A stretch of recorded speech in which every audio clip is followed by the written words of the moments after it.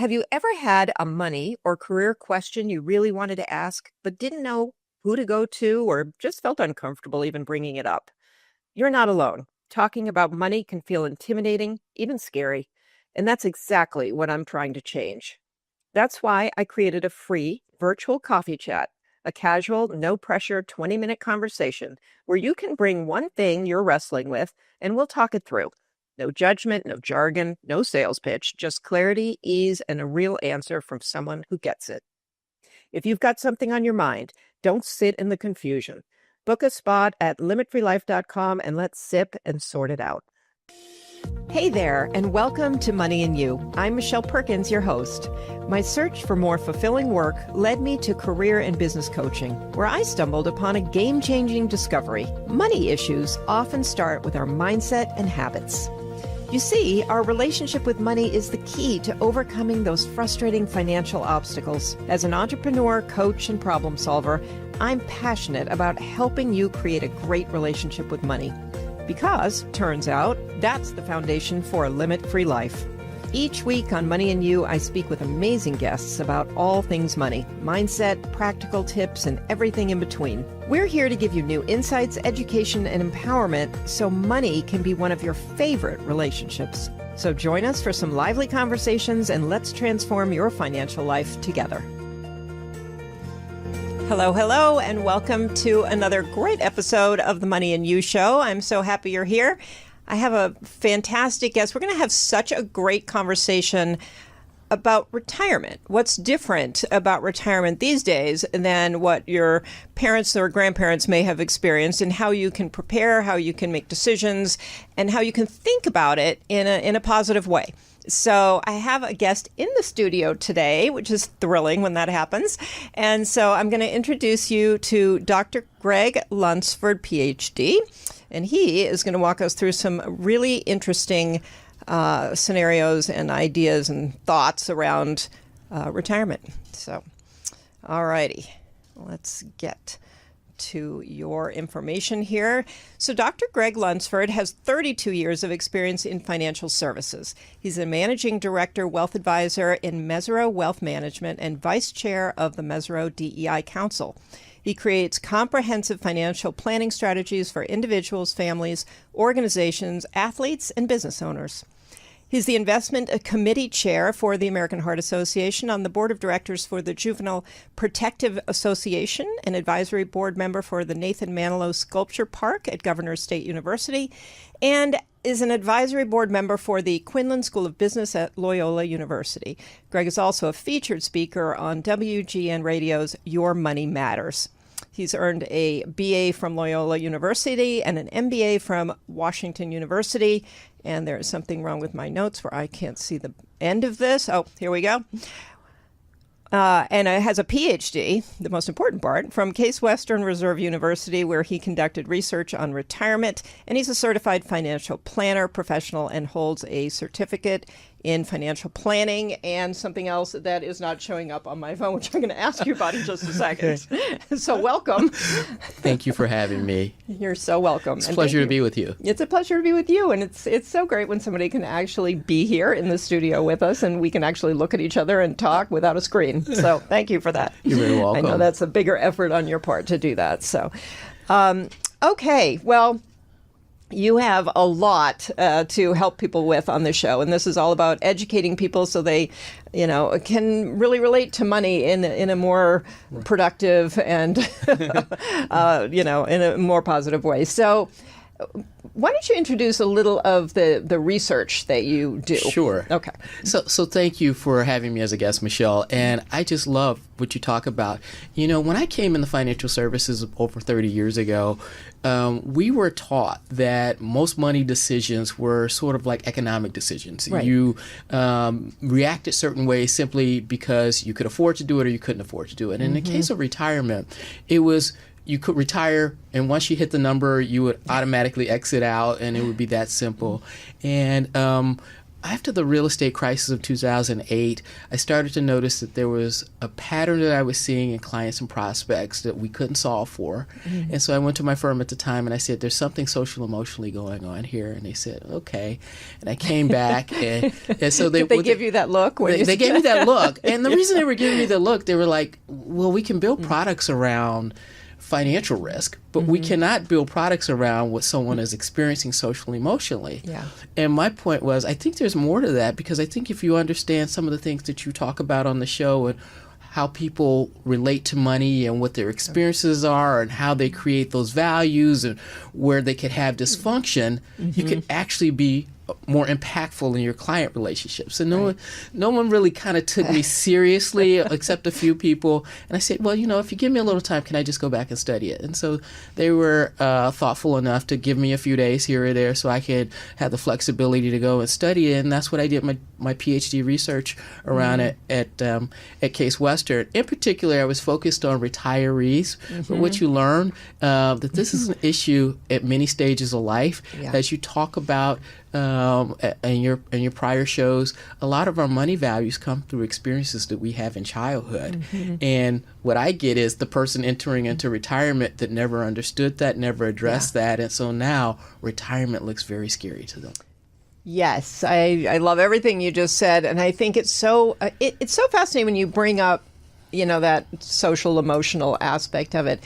And even though we all feel it all the time, intellectually, we're not putting that together. Like, that's how we make our decisions. But we're walking around all the time feeling certain things about money. And that was the thing that was fascinating to me, too, because I did have a finance and accounting background, and literally nobody had ever brought any of this up. Right. And so even the people in the industry are feeling the same things. I mean, and so the decision making is hard. And retirement is one of the biggest decisions you'll make. It is one of the biggest decisions you will make, and one of the things that I was trying to figure out is why so many people were having a hard time making retirement decisions. So let's back it up. It's 2008, like I was saying, and it's the real estate crisis, and people were losing their jobs all over the place. And I had a number of people come into my office that were offered very lucrative exit packages. And so once again, we were taught that retirement was an economic decision. As a matter of fact, and even some of the marketing that I saw competitors in the industry put out there, as well as could have been my firm as well, they would say, what's your retirement number? As if you hit this number, that was all you had to worry about, and that there were no other problems in life. And so what I was noticing was, these folks were coming in my office and they had very lucrative offers that would have set them up for life. In many cases, would have set their family up for generations. Yet they, because of this relationship they had with money, even though we would go through all these Monte Carlo analysis and I would show them this, and they would say, I'm still afraid I'm going to run out of money. Well, and isn't part of that sort of an insecurity about how they'll manage this money? I mean, I don't know, but it seems like... it's somewhat, but then also they had the foresight to seek out professional help as well. So, but there's still this uneasiness here. And so what I was noticing and was explaining in my firm was these sales cycles were taking a long period of time, right? And usually sales cycles take a long period of time when someone is thinking about it and they're like, I'll make the decision. But they were at the point where they had to make the decision. It was like, you got to take this offer in 30 days. Or we're going to move on to someone else. And usually you'll see this, a long sales cycle of someone selling a business or something like that, but never when there is immediate liquidity right in front of you, right? Yeah, okay. And so what the feedback I got was, well, it's probably us and another competitor, so if you discount the pricing, they'll go with us because all other things are equal. We would discount, the sales cycle wouldn't change. It was just long and long and long. And so what I started to dig in and started to talk to people about it and start to, read positive psychology and things like that, even though there wasn't a lot of academic literature at the time that linked money this way to the retirement experience. Right. When we started talking about retirement, a lot of the research looked at retirement through the lens of gerontology. So it was what happens when you are retired, and it was really looking at retired people get old. So it was a lot of stuff about transitioning into old age. The new thing that most people aren't aware of, and is probably more noticed in other parts of the world, is there's an acknowledgement that we no longer go from youth to middle age to old age. But because we live longer, there's this thing called the third age, that you go from youth to middle age to the third age, then to old age. I like that. And so there's this 20 an to extra 30 age. It's a 20 to 30 year life bonus. Yeah. That it's an undefined period that you never watched anybody else go through. That's fascinating. And what do I do with that? And then how do I afford that? And so that is creating a lot of people to have this negative thought about retirement, so they stick their head in the sand and then just hope for the best. Yeah. And so do you really want those years to be years where you're uncomfortable, or do you want to go into them bold and confidently? Have you ever had a money or career question you really wanted to ask, but didn't know who to go to or just felt uncomfortable even bringing it up? You're not alone. Talking about money can feel intimidating, even scary. And that's exactly what I'm trying to change. That's why I created a free virtual coffee chat, a casual, no-pressure 20-minute conversation where you can bring one thing you're wrestling with and we'll talk it through. No judgment, no jargon, no sales pitch, just clarity, ease, and a real answer from someone who gets it. If you've got something on your mind, don't sit in the confusion. Book a spot at limitfreelife.com and let's sip and sort it out. Boy, that is super interesting. I love anything that shifts how you think about things. So, and it's true. I mean, we all can see it, but we don't plan for it. We don't even acknowledge that that's the case. You know, we just think it's an extended old age period now. But you're right. People are still, the whole, I don't know. What do you think about this retirement age of 65? Like, to me, that is such an antiquated Well, when thing. you think about it, right, if you retire in your 60s, and I'm not even making this up, if you just look at the actuarial tables the IRS uses to calculate your required minimum distribution, right? They assume you're going to live to 90. So this isn't even Gregg's number. This is the IRS has said 90 is the number. So if you retire in your 60s, you're really middle age. Good. Right? Because I'm there. So 60 is the new 40. And so when you were 40 years old, when you were looking at your parents and grandparents and their life expectancy was 60 or 70, did you ever ask them if they threw in the towel at 40? No. They had endless hopes and possibilities for what was going to happen in the next 30 years. Oh, I love that. And that's how we need to envision the next 30 years when we're 60. But because we've had so many dynamic things happen to us, such as, you know, we're worried that our kids may not live to have as many benefits as we've had. And, you know, we have older parents and we're sandwiched in between. And, you know, many of us may be in split homes because of divorce and things like that. It is overwhelming. Yeah. And so I try to bring some normalcy to it and say, hey, let's step back, take a deep breath. It'll be fine. One of the things you have to get past, though, is the fear of addressing it. Yeah, I love this, and I love how this intersects with people's career decisions, which is how I started my business as a career transition coach, which I still do. And so I'm always looking at that because my personal belief is that work gives us a lot of gratification and purpose and all kinds of things that help us actually live longer. Absolutely. And so that's why I think the third age is so wonderful, because we were trained to believe that it's a binary choice. When you hit your 60s, you have to leave the workforce. And now you have this third age where you can say, no, if you really think about it and you're thoughtful and you do the planning for it, and there's a lot of mindfulness and intentionality that has to go into this that, you know, we weren't taught to think about. We were just taught, hey, when I get 30 years in and I'm a certain age, they're going to give me the watch and I have to go. That's not necessarily true. You now have this 30-year bonus where you're wiser than you've ever been. You have, whether you think you have a lot or you think you have a little, you have more financial resources usually than you've ever been, than you've ever had before. And you have, in a lot of cases, unfortunately it's not this case for everyone, you have no obligations to anyone other than yourself. So you have this newfound freedom you've never had, and you can carve out whatever you want to do.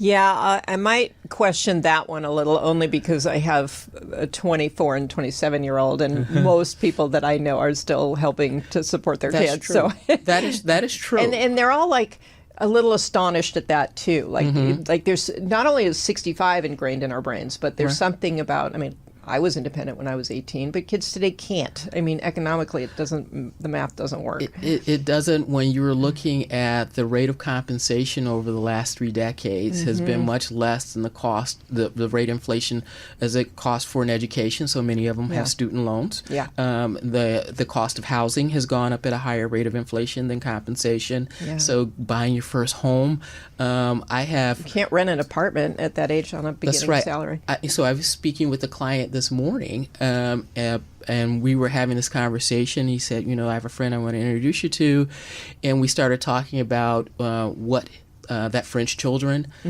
do for professions. These are high, six-figure jobs, right? High in terms of what your starting salary is out in your 30s. Absolutely. I mean, so they're making very good money, and but they live in markets like California and New York, and so the conversation is about they cannot afford a home on their own. Yeah. Right. So. It is a stressful period because not only do you worry about what your future is, but you're hoping that they have a better future than the generations before them, and it's very stressful. Yeah, it is interesting because even for me, I mean, I'm conscious of the fact that money that I'm spending on them could be invested for my own retirement, and I'm making a conscious choice to just push that. But I guess what you're saying is, if we have a longer opportunity to work too, then the whole thing just gets extended. We take care of kids a little longer and we work a little longer, and maybe it works out. I don't know. If you care to, but the nice thing is you have that option to do that. And you do career coaching, but a lot of people don't realize that you don't have to end a career if you're enjoying it. Now, there are a number of cases where, people, their work brings them frustration, anxiety, and, depression, things like that, and you should exit. But I think it's not until you get to the end of a career that you recognize the non-financial benefits of work. When we start our careers, we're looking at, we need work for economic value. I got to pay my bills, right? And then you get towards the end of it and you realize that, work provides, 3 other things. For no other reason, work gives you something to aspire to. Who doesn't like getting accolades for accomplishing something, right? And so, if you're at work and, people recognize you for being good at what you do, or, you are with a company that has a stamp of excellence on it, and so you're known in your community for being associated with that brand or whatever, that provides you a lot of psychological fulfillment, right? And so one of the challenges going into retirement is, how do I replace that? Which is a lot like being a stay-at-home mom, because I left 15 years in corporate to, be home with my kids for a little while.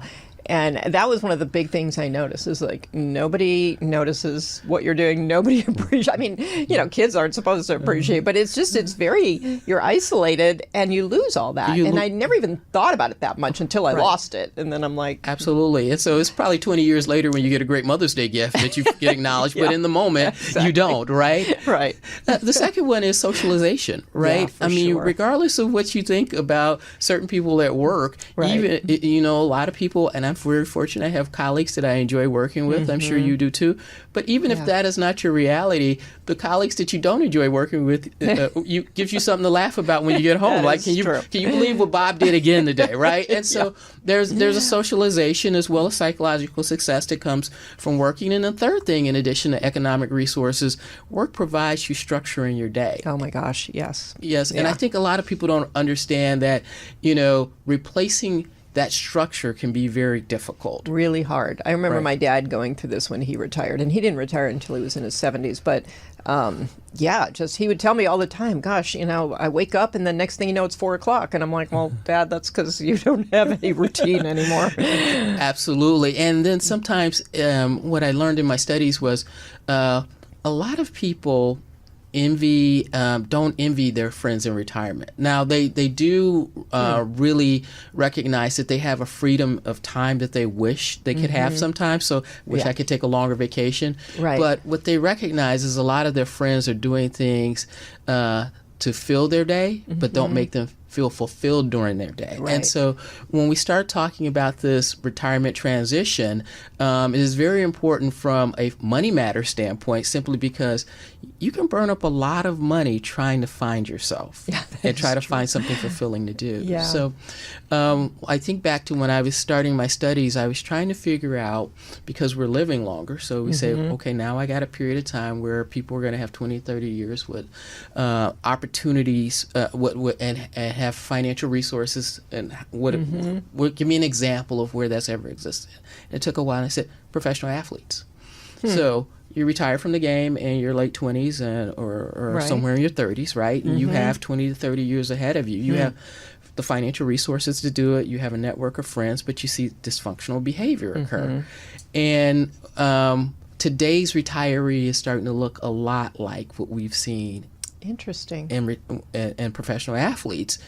If you don't find a way to replace your career identity with that new thing that you aspire to. So we always need psychological success. And the more we can identify what our retirement vision is and aspire to it, the less we're going to spend burning up resources that we've saved trying to figure it out. That's very interesting too. So a lot of people will go buy the high sports car or whatever, and they just can't find themselves.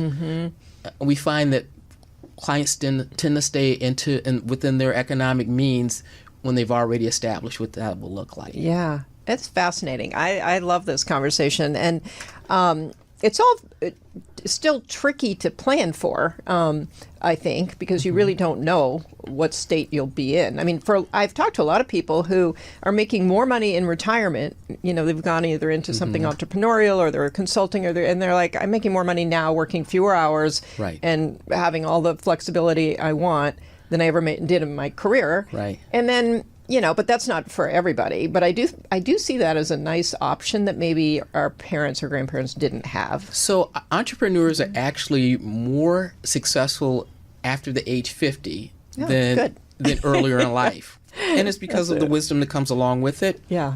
And so I encourage people to not necessarily take on the stress in entrepreneurship, but if you can figure out what's a good side hustle, which many people do, then I often have them come back to me and say, wow, this was better than being at work. And so my one of my first understandings of this is I noticed that the company that I worked for, the people that were the happiest clients were the people who came back and consulted for the company, but they got to pick their terms. So they said, give me project work that lasts 3 months because I don't want to be bothered in the summer, or give me project work that only goes 3 days a week because I want to volunteer during the week. Yeah.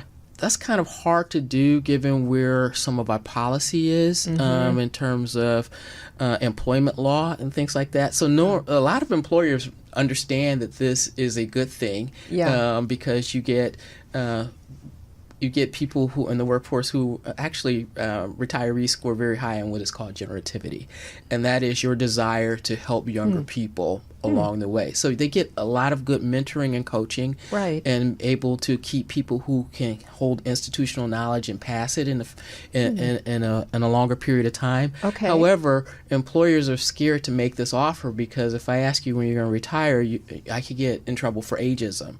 Oh. And employees are afraid to make this offer. One, many don't know that have never thought about making an offer, right? Because employment has always seemed like a unilateral contract, right? The employer has all the rights and you come in and you follow the rules and you get a paycheck versus you raising your hand and say, I want to do something a little bit differently. Yeah. So it's very hard to get to this happy medium, but I've seen some people make that negotiation and do very well. Yeah, that's so interesting. And what you bring up is the point that you can initiate this. I mean, you might have to go to the previous employer and talk about this, but yeah, interesting. So, okay, so we have this extra, set of years, 20, 30 years that we're now being gifted. So, from a financial standpoint, of course, we don't know what our health is going to be. We don't know that, who we're maybe taking care of. Because you are a certified financial planner, so how do we make these assumptions about what to expect? Well, I start with what you can expect, right? Because I think what people And when people get locked in what they think they're supposed to do, that's what causes a lot of fear. So a lot of people look at themselves as maybe being financial failures because I watched my grandfather do it and he never had any financial anxiety. I watched my grandmother do it. She never had any financial anxiety. Well, your grandmother had the benefit of a defined benefit plan, which guaranteed them a pension. They also lived in an economic time where there was less inflation. Name all of the above. And so what I spend time doing is just going back and explaining the history of retirement and how we got here. And so retirement systems in the 20th century, so we're early 1900s when we start going into manufacturing. This wasn't a lot of people go, well, my folks had this great pension plan. I hope you understand, and I want everybody to understand that was kind of an anomaly. Yeah, it was never supposed to be a design where they were supposed to live 10 years longer than they did and have all this financial safety net. Really, when retirement systems were put in place, it was a negotiation between management and labor. Because it was assembly line and it was really more physical work, management wanted younger employees. Interesting. And unions wanted older employees to be taken care of and not to go into poverty. And so this is where you had this happy medium. And so when people were retired, it was more like the company was paying them to go away. And so what happened was there was this negative connotation around retirement because it just basically said you're old and you don't have to put you out to pasture. We're putting you out to pasture. And it's the word retirement because the word tired is embedded in retirement. Oh, boy. Yeah.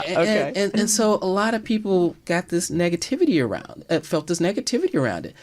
Where it started to become positive was around, let's say, about 1970s or whatever, when people started realizing that management had cut this deal and gave them a lifetime benefit. And guess what? I'm living longer now, so I'm winning. Right. And so people started to look at retirees and going, hey, John did it right, or Sally did it right because she got her employer to let her go at age 55 or 60 or whatever, and they got to pay her for the rest of her life. And so he was like, how do I cut a 20-year deal?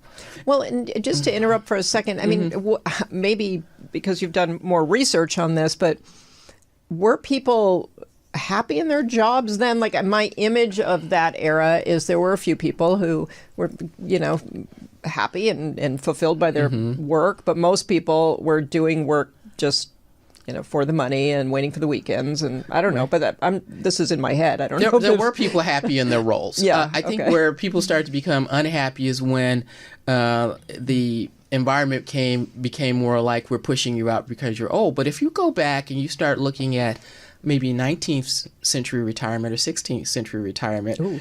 Yeah. So the first, I've never thought about it that far back. The first retirement plans were informal. It was basically you had a family that had a farm, and dad got old, and so he went to his sons. And unfortunately, it's a shame, but women couldn't have property rights back then, so he went to his sons instead of going to his sons and his daughters, as we would like to believe would happen today. And he would say, "Look.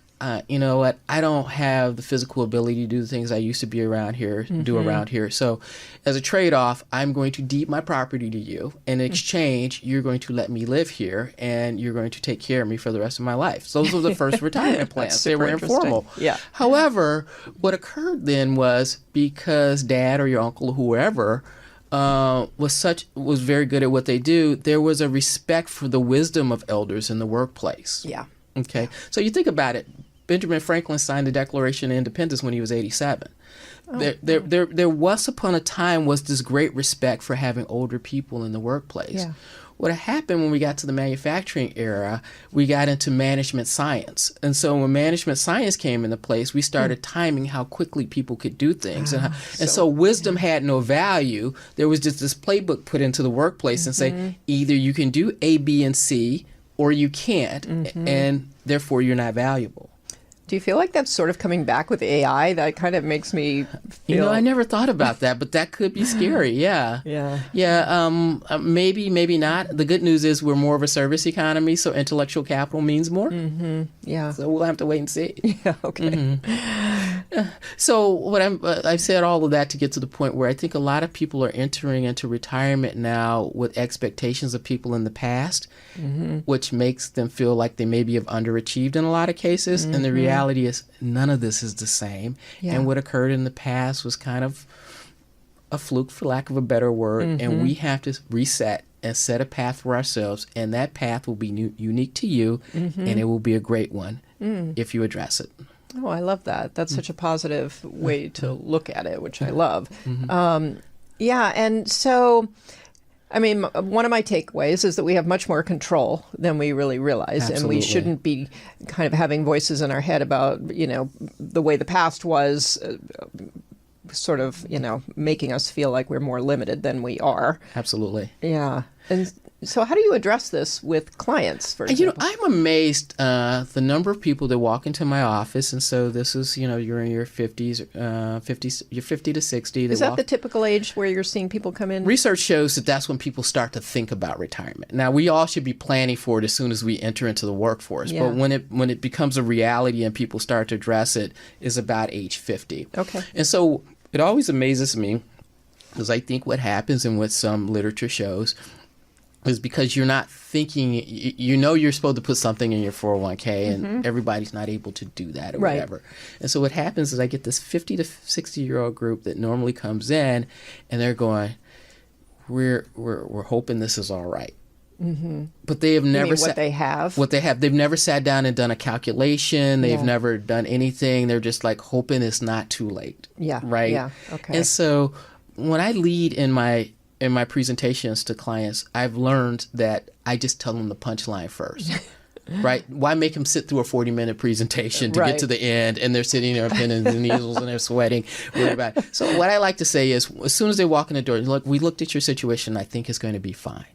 What if you don't think it's going to be fine? Then what do you tell them? And that's a very good question. It's okay if it's not going to be fine, because guess what? You're 50 and now we have 10, 20 years to plan for this, right? Okay, right. To correct the course. I think where the problem comes in is that people will hold on to this fear, anxiety, because they won't come in for us to come up with a plan or a strategy to correct the course. Right, right. And they don't come in for I see people just being afraid, being ashamed, feeling like I don't know what questions to ask, or if I do ask questions, they're going to look at me like I'm not smart. Right. I mean, are you finding other reasons for them to not come in? So that is true. And so what I like to tell people is to take you're not abnormal. And I think we confuse people who have a lot of money as people who are financially savvy.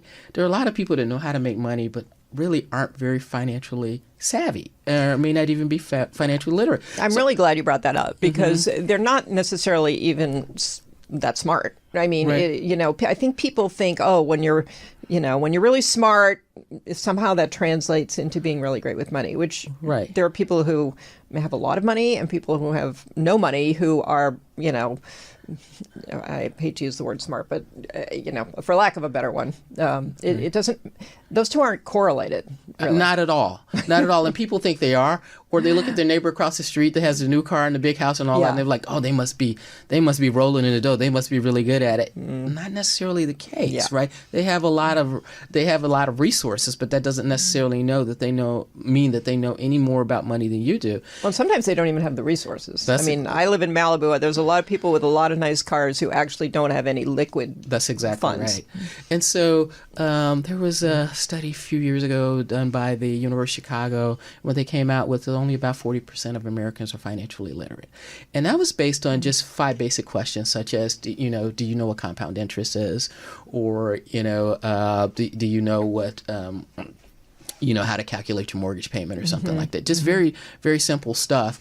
And so what I try to explain to people is, this is not on you. It doesn't mean that you're not smart. This is more of as a society, we took things like economics out of schools. And so at a very early age, you just weren't introduced to it. Right. And if you came from, and this is the interesting thing to me is, it doesn't really matter what your financial background was growing up, right? Right. There were a number of reasons not to have this discussion. So if you were from an affluent family, maybe you didn't talk about money because you didn't want your kids going out telling the world what you had, right? Or you didn't want people knowing that you had it or knowing that they had it because you didn't know who would target you because you were affluent. Right. Same cases if you didn't come from economic resources, you may not have talked about money around the dinner table because it was the source of a fight. There was scarcity, right? And so what I find is it really doesn't matter the socioeconomic place that you're in or come from. This is just a global problem. Which is huge because a lot of people do look back and think, they project whatever their earlier life was onto their future. And so they think if they grew up a certain way or there was whatever. And some of it's ingrained early on. And so if your parents were fighting about money, there's a decent likelihood if you stay unconscious about it that you'll also be fighting with your partner at some point. But as soon as you have the recognition of what you just said, you're like released from all of this. That's exactly right. I'm normal. I didn't do anything wrong. And then you find a trusted advisor to work with and to coach you out, as well as, there's some things you do on your own to increase your literacy. So I tell people, and they say, well, what can I do and read? And I said, you know what? Don't be afraid to go and read children's books on money. If that's your starting point, that's fine. It doesn't, I love that you tell people start at the most primary level that makes sense to you and you work your way up. Listen to podcasts like yours, read, go to seminars and things like that, but work at a pace that you can understand and you feel comfortable with. And there's nothing wrong with that. Yeah, and I think the acknowledgement that we do have this financial literacy problem. I don't know if there are other countries where it's taught better than it is here, but here we certainly have a problem. And I think more people are talking about it all the time. And, I've had people on the show who are bringing it into schools. It's still biased information. I feel like it depends on who's delivering it, like the message, even the unsaid message, the things that you just... Well, and that's what I like. Yes, I'm a wealth advisor, but I also try to separate myself as a scholar, right? I never want to come in and have this conversation under the guise of I'm trying to sell a product. And so that's why I appreciate the opportunity to be on shows like this where we don't mention any of that other stuff. We just talk about the psychology around money, and we try to, my personal goal is to try to change retirement. Right, that make people understand what they really have, view it as glass half full more so than glass half empty. Yeah. So I love that, and so you're creating a positive look at retirement. Where my own bias is that I don't know. I guess I'm just not dying to retire, so I don't look at it that way. I sort of. So why do you have to leave? You don't. No, right. I agree. We've been conditioned to believe that if you're enjoying what you do, just keep doing it. Yeah. Right? Yeah. And I guess as I think about this more as you're talking, you do start to doubt yourself because you feel like you yourself are sort of aging out and maybe you're not as interesting or current. I mean, people have suggested that I help teenagers or people in their young 20s. And I always think, well, I look at how my own kids would prefer to learn from like TikTokers, And so that's a mindset too, though, when you start feeling like who's going to be listening to me if I'm 75 and they can listen to a 35-year-old, but that's another problem. But it's just interesting that comes up. Not true. So I did a show for someone else a couple weeks ago. And so I was explaining some of the things that you can do if you want to call it retirement. You don't have to call it retirement that people just don't think about. So, for instance, we talked about entrepreneurship. Actually, people over 50 make the best entrepreneurs. Right? So why not give it a try? As long as you're not putting your personal nest egg at risk, I was just going to ask why not about that. Why not go have a fun? So I always tell people, if you can make sure that you do things such as if there's any business risk, have a conversation with an attorney, an insurance agent, make sure that you have the appropriate coverages and things like that. Go ahead and try it. But this is not supposed to put your nest egg at rest, but if you find that you have a side hustle that you find fun. So, for instance, I have a friend who likes to take photos, loves to just go around the world with a backpack, 2-star hotel, comes back. And so one day we go, Jim, why don't you sell these? So every time he comes back, now he has an art show, and so that became his side hustle. Yeah, and so how you do that? People don't understand that they could join the Peace Corps. There's no age limit, and I hope that's still. If you want to see the world on somebody else's dime, as well as get health insurance paid for, it is hard work. Yeah. But if you're adventurous that way, yeah, right. So the oldest person I can find a record was 87. Wow, that's a path that's available to you. Yeah. Right. That brings up an interesting point too, because I do think people don't necessarily know how to separate that personal nest egg from, how do you, if you think you're going to retire and want to go back to school or start a business or do whatever, do you plan to have a special savings or something for those things? Because otherwise you will be dipping into. Yeah, I think you need to think about it. But think of what we do every day as advisors is risk management. A lot of people think it's getting the biggest return. No, I'm trying to get a nice return for taking the least amount of risk. Same thing as you go into business. You're in business. I run a business. It's risk management, right? Yeah. And so people have to be comfortable thinking in those terms and develop the confidence to feel good about it. So somebody's going along in their life and they are 50, 55, and they come in and talk to you about maybe they do like their work, so they're not dying to get out, they're not dying to stay, they're sort of like just trying to make the best financial decision as to when to leave. How do you assess that? Well, you have to develop a vision. And then most important thing is if you have a partner, it has to be a shared vision too. Oh, good point. Because a lot of times people develop this vision and it has nothing to do with the other person's vision, and then you have a problem, right? So it has to be a shared vision. And so the interesting thing I find about the retirement decision is, and this is something that came out in my research that I was, you may not find it fascinating. I find it fascinating. So think back, what is your earliest memory of someone asking you what you want to be when you grew up? Oh, little. Yeah. So you're like 4 or 5 years old when people start asking what you want to be. And then you go to school, right? And then all of a sudden you get like to high school and there's a counselor that helps you think about what you want to be, right? And then you get to college and there's someone else, and then you get to your career and then there's a mentor that you're assigned to, a buddy or whatever in the work environment. Who helps you make the decision to exit?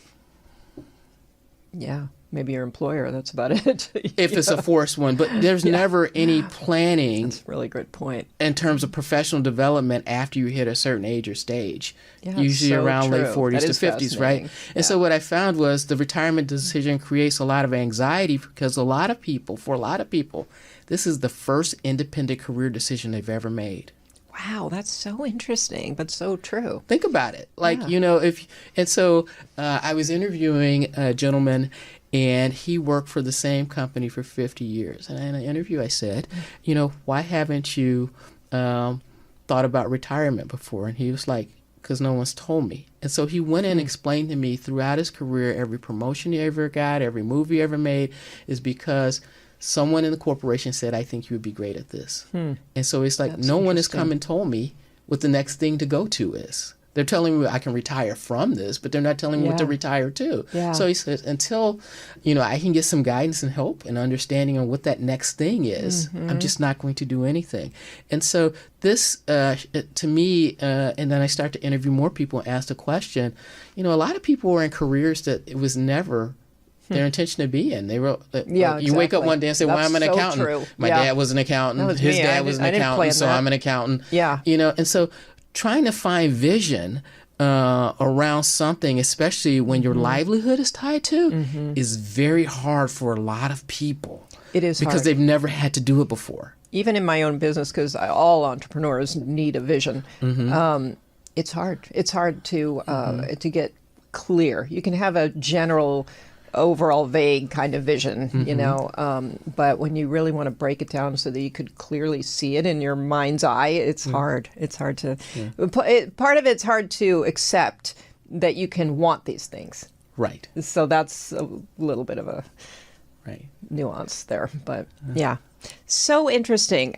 So how would you kind of describe your role in this? I mean, it almost sounds, I mean, I know you're a financial planner, but in a way you sound like a coach too. I mean, When so I go back to the conversation I was having with my company in 2008 and was not getting a lot of receptivity, so I decided to do this independently.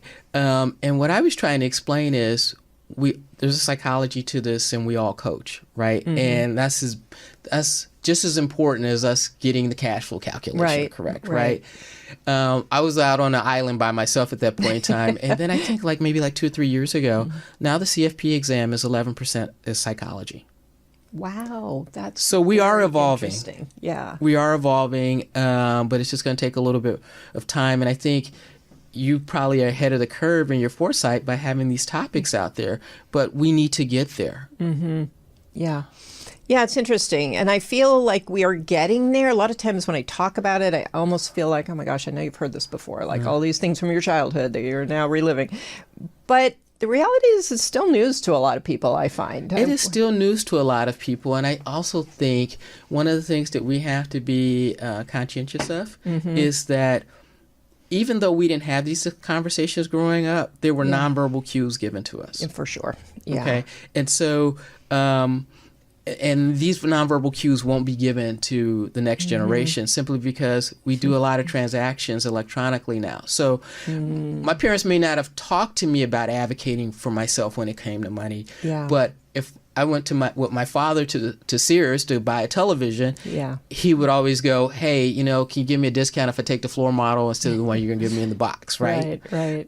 We don't see that anymore. We used to see our parents sit at the table with with a checkbook and write out checks every day. My mom taught me how to write the checks, taught me how to balance the little register thing. Yeah, I remember that vividly. It was an important discussion in her mind. Right. But now we pay bills over an app now. So the nonverbal, we think that we lack financial literacy. Imagine if you don't even get those nonverbal cues growing up anymore. So we really need to address this. Yeah, and there are some basics that, even my son is a great investor. He's way better than me at understanding all the stuff. But he asked me one day, can I open a second checking account? It was that basic. He had a checking account. He didn't know he could have multiple checking accounts. So it's funny what questions come up, that, I don't know. I find this topic fascinating.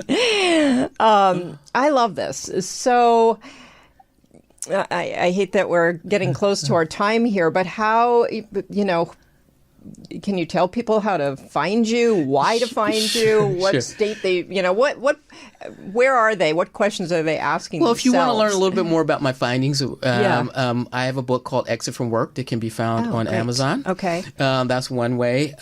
Also, you can reach me at my firm, Mesirow.com. That's another way, as well as I have a number of publications out there where from time to time I'll do a quick article, things like that. Okay. You can find those on the Mesirow website as well. Okay. And do you help people around the country, or is it? Yes, I have clients across the country. Okay. So always happy to come to a geographic region for a discussion. Absolutely. Okay. And so if somebody comes to you, maybe they're in their 40s, 50s, 60s. Do you have people coming to you later in life and starting this conversation? Absolutely. Yeah. Okay.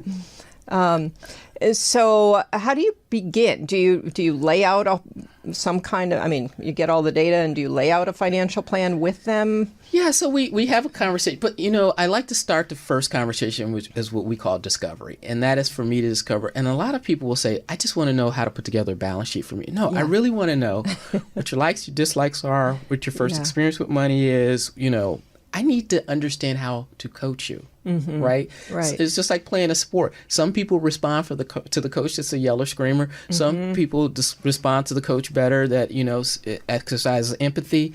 You have to know where people's sensitivities are. The last thing I want to do is feel like the person that is crushing your dream, right? Yeah. Simply because I can't communicate in the most effective style, right? Yeah. So for instance, I had a friend call me 6 months ago, and she's like, you got to be my advisor. I can't. And so I read what her advisor had put through, and I said, you know what? This is a rock solid plan. Everything your advisor has told you to do, I don't disagree with any of it. And she says, yes, but the relationship, when we get together, the way he makes me feel.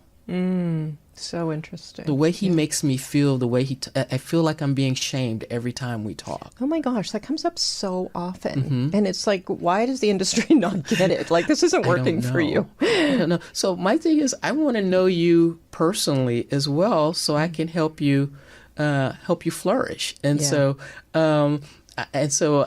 one of my clients, who's also a friend, went through a divorce, and so she's like, my husband handled everything, and you know, I need to get financially literate. And so we were finishing after, I think, our first year together, and I said, how do you feel? She says, I feel better. And I said, that's not good enough. I want you to feel empowered. Yeah, Right? that's great. Yeah. So basically, we're going to take basic steps depending on where you are. Like I said, if it's as simple as you just need to read children's books, we'll get you there, right? Yeah. But I want you to feel empowered. There's nothing better than having financial self-efficacy. A lot of people feel as though I'm just going to give you the answer and you should be happy with it. No, I want you to feel empowered. And a lot of people feel like if I empower you, then you won't need me anymore. I don't think that's the case. I think if I empower you, you appreciate me more. Right. Yeah. I totally agree. And there's always, I mean, life is complicated these days. So there are always going to be new things that come up, and you're always going to need your financial team. That's right. So, you know, when people say, hey, you know, what should I be doing? Listen to Michelle's podcast. Thank you. Right? You know, listen, read this, read that. I'm not threatened by that in any way. At the end of the day, what we're trying to do is bring up literacy skills and make people feel empowered. Yeah, yeah. And that's just the beginning. I mean, once you get those literacy skills down, then you can get interested in whatever areas of finance. Maybe you want to learn to invest. Maybe you want to buy real estate. Maybe, That's right. you know, but you really, unless you have that foundational understanding of things, that's not going to go well either. Right. Hate to end on that. Don't want to. Will not end on that. Anyway, well, this has been great. Thank you. And I've enjoyed it as well. I think it's so interesting that we really don't get help. Like when you explain that about everybody coaching us along until we get to this point. And I just think that's brilliant. And it's so important for people to recognize that and talk to somebody and get help in that. So, yeah. Well, thank you for being here. Thank you for coming into the studio and having this great discussion. And again, the name of your book? Exit from Work. Thank you. I'll put that in the show notes. And yeah, that sounds great. I'll be reading that as well. Thank you. Yeah, these topics are interesting. You know, we don't give them enough thought. When I think one real benefit of shows like this, or everybody's podcast, is that instead of it just sort of glossing over these big, you know, aspects of life, we're talking about them, and then people realize, oh, this is something that I need to give some thought to. That's right. So yeah, I kind of love the podcast world for that. Okay, well, again, thank you for the work you do. Thank you for being here.